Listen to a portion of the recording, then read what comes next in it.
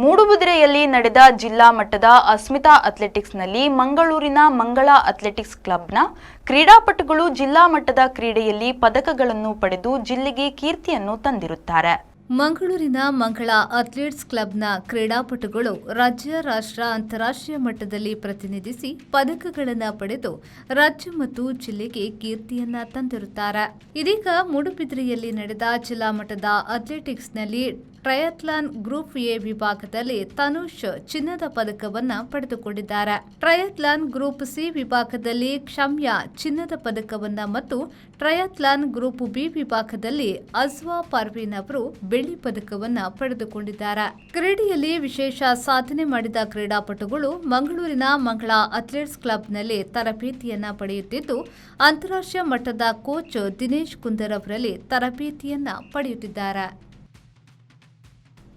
Bureau report, ವಿ4 news, Moodbidri.